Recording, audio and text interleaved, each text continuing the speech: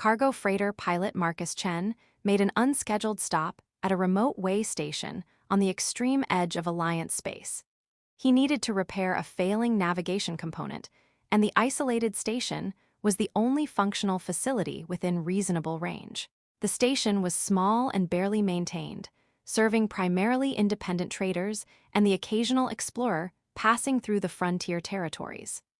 The repair work would take several hours, so Marcus settled into the station's cramped common area to eat the simple meal he'd prepared earlier.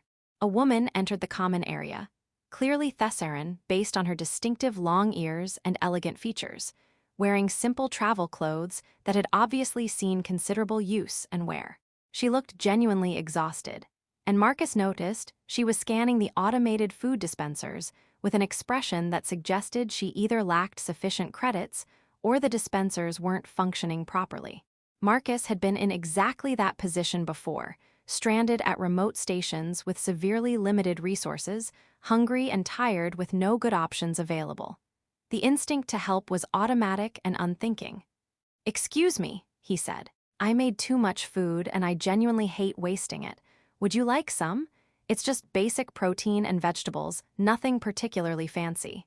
She looked at him with obvious surprise. "You're offering to share your food with me. I genuinely prepared too much for one person. And you look like you've had an extremely long journey. It's really no trouble at all." She hesitated briefly, clearly debating whether to accept the offer, then sat in the seat across from him. "Thank you, that's unexpectedly kind of you." Marcus divided the meal carefully, deliberately giving her slightly more than half despite his claim about making too much.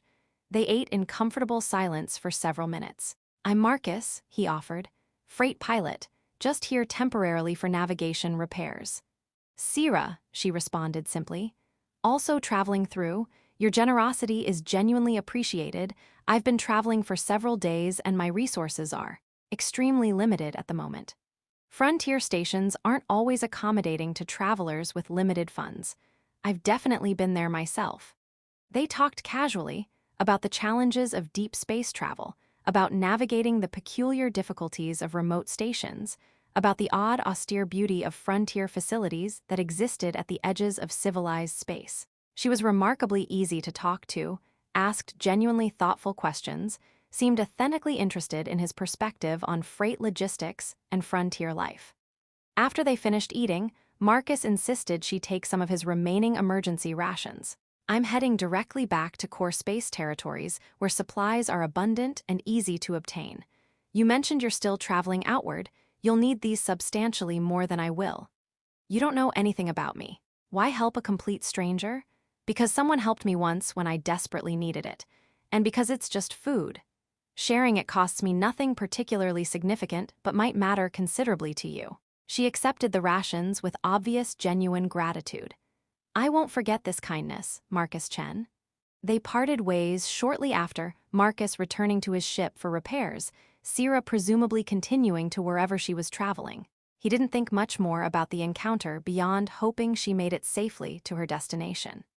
6 months later, Marcus was on a completely routine freight run to a major Alliance hub station when his ship received an unexpected priority communication on official channels. "Freighter pilot Marcus Chen, you are formally requested to dock immediately at Bay Alpha 1 for urgent diplomatic meeting.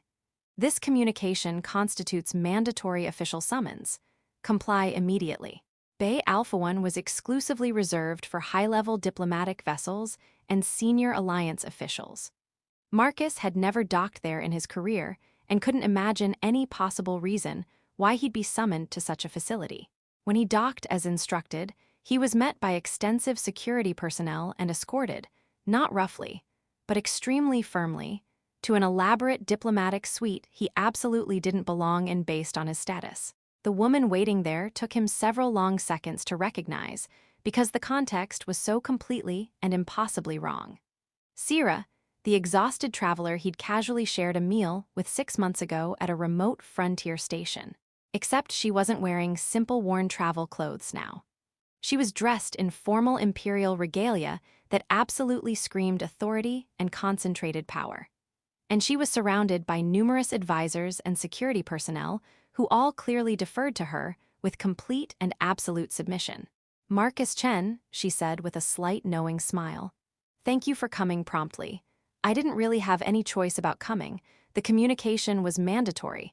What's actually going on here, and who are you actually?" "I am Empress Kael'Ritha, sovereign ruler of the Thessaran Empire spanning 1,000 worlds. When we met 6 months ago at that frontier station, I was traveling completely incognito, deliberately attempting to understand how frontier populations actually live without the constant awareness of my position influencing their every behavior and response."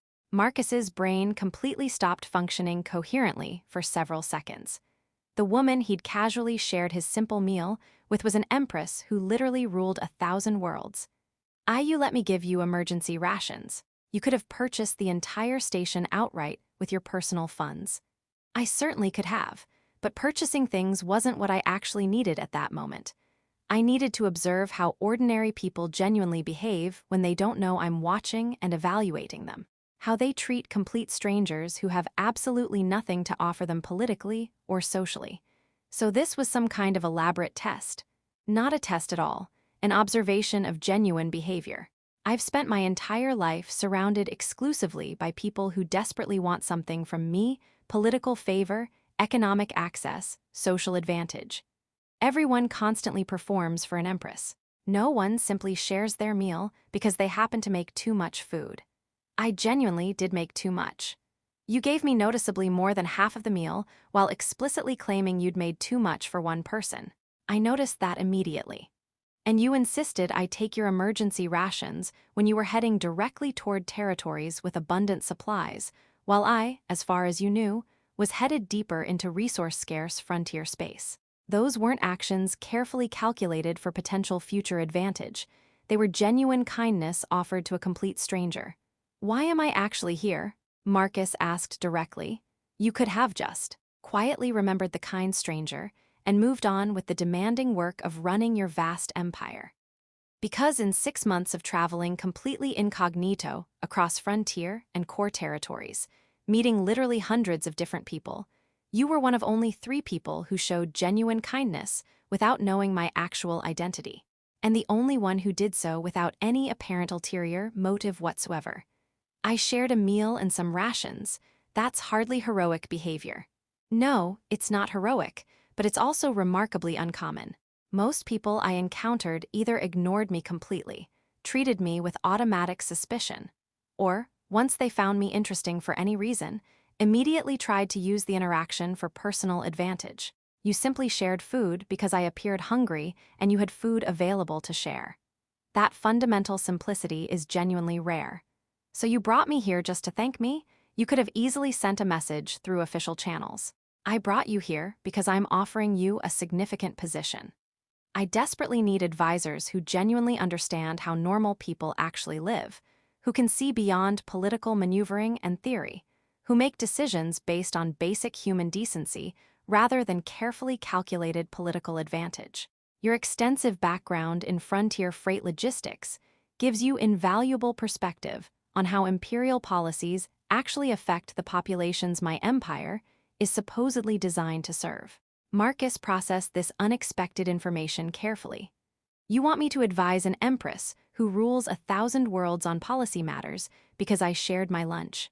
I want you to advise me because your immediate instinct when seeing someone in obvious need was to help without any calculation of advantage. That fundamental instinct is substantially more valuable than most traditional political expertise. I'm absolutely not qualified for imperial-level politics. You're uniquely qualified to tell me the unvarnished truth about how proposed policies will actually affect real people in practical terms.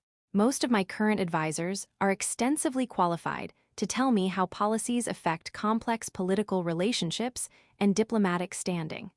I have more than enough of those advisors. I desperately need someone who will tell me honestly when a policy that looks elegant on paper will actively hurt the people it's supposedly designed to help.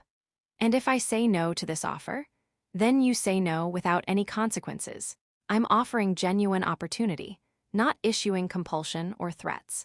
But I'm asking you to seriously consider that the same fundamental instinct that made you share your meal with a stranger might be genuinely valuable when applied at imperial scale.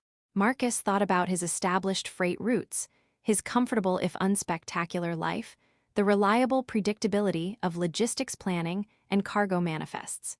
Then he thought about potentially having real influence over policies that affected billions of people across frontier territories, about potentially making material conditions better for people exactly like he'd been, struggling at remote stations with severely limited resources and few options. I'll try it, temporarily at first. If I'm completely terrible at imperial politics or genuinely hate the work, I should be able to return to freight logistics. Agreed completely, though I strongly suspect you'll be substantially better at this than you currently think. Marcus's role as imperial advisor was deliberately unconventional from the beginning. He didn't participate directly in political maneuvering or complex diplomatic negotiations. His job was conceptually simpler, but practically much more difficult. Tell Empress Kelritha honestly how proposed policies would actually affect normal people in practical terms. When the Empire proposed new comprehensive trade regulations, Marcus explained clearly how they would specifically impact independent freight pilots, like he'd been, not just the abstract economic theory, but the concrete practical reality of attempting to operate profitably under the new regulatory framework. When imperial councils debated frontier station support policies, Marcus described in specific detail what remote stations actually needed versus what policymakers theoretically assumed they needed based on incomplete data.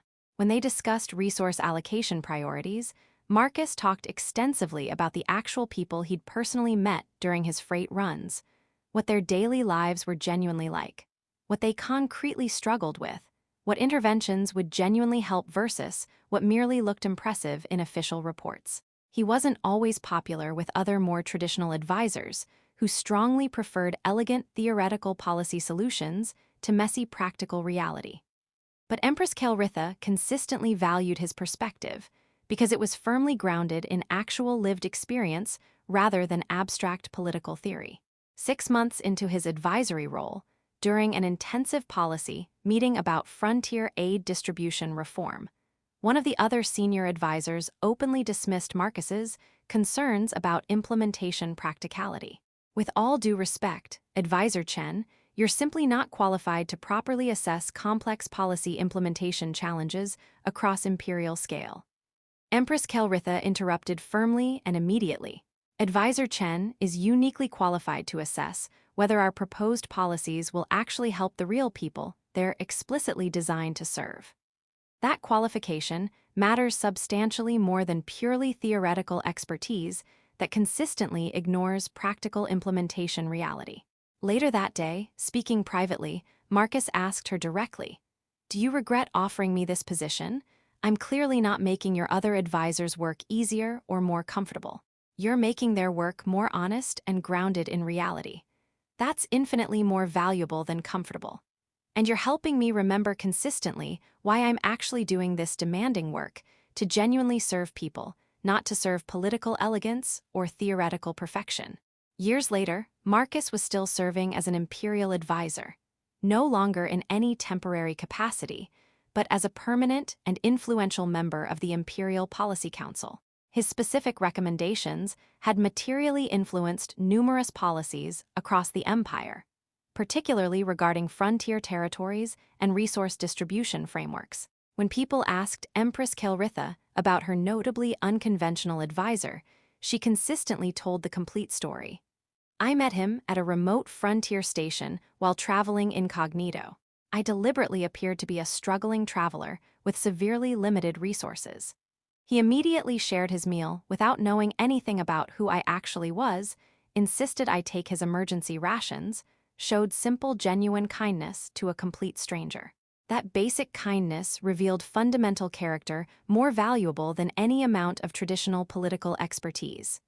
Small actions, sharing food, offering help without expectation, reveal who people actually are at their core, and who he actually was turned out to be exactly who I most needed advising me." And Marcus's consistent perspective on the same events. "I shared my lunch with someone who looked genuinely hungry. Turned out she was an empress ruling 1,000 worlds. which was completely unexpected. But the action would have been exactly the same regardless of who she actually was or what she could potentially do for me. That's fundamentally the point. You don't help people based on their identity or what they might offer you. You help because they need help and you're capable of providing it. Apparently, that simple principle is valuable when applied to empire-level policy development, too. The story of the Empress and the freight pilot who simply shared his meal became widely known across the Thessaran Empire, not as manufactured propaganda, but as a genuine example of how small, unremarkable actions can reveal fundamental character. Marcus never stopped being deeply uncomfortable with the public attention, but he deliberately used his influential position to advocate consistently for policies that helped people who reminded him of who he'd been: freight pilots, station workers, frontier settlers trying to make sustainable lives with severely limited resources. And Empress Kelritha never forgot the fundamental lesson of that remote frontier station.